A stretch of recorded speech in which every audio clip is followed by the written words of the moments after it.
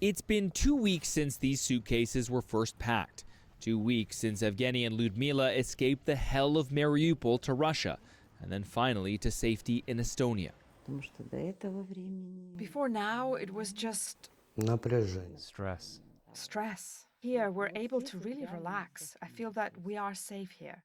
They lived across the hall from each other in an apartment building on the northern edge of Mariupol. For 14 days from the beginning of the war, somehow all the shelling would all fly past us. But their luck would soon run out. In the relentless bombardment of the city, their building was eventually hit. The damage, though, was limited enough for them to stay, even without power, water, heat, or a cell signal.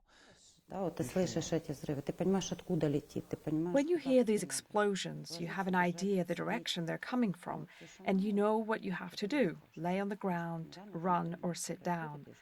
But silence is horrifying. On day 38, the building was hit again. It was time to leave.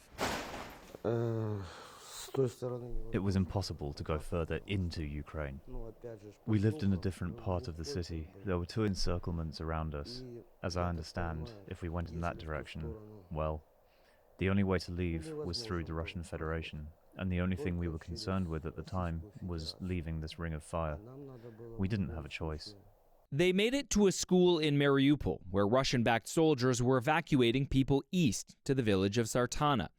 Then, a week later, so-called filtration in Bezimane, where at a site like this one they were searched, fingerprinted, and questioned by Russian soldiers before crossing the border into Russia to the city of Taganrog.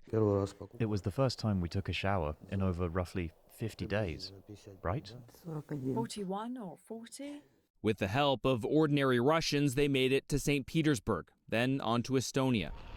Their story is part of a larger trend. Most of the 200, sometimes 300 Ukrainian refugees arriving in Estonia every day are entering the country through Russia.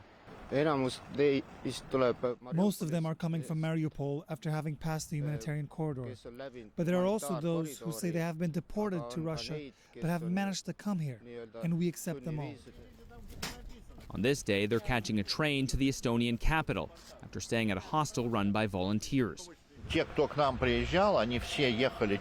Some were taken by Russians by force from Mariupol to Russia, and later they fled from camps on the territory of Russia.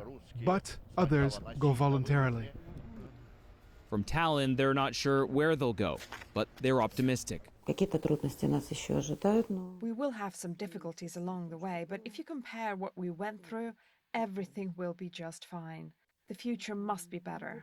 We don't have another option.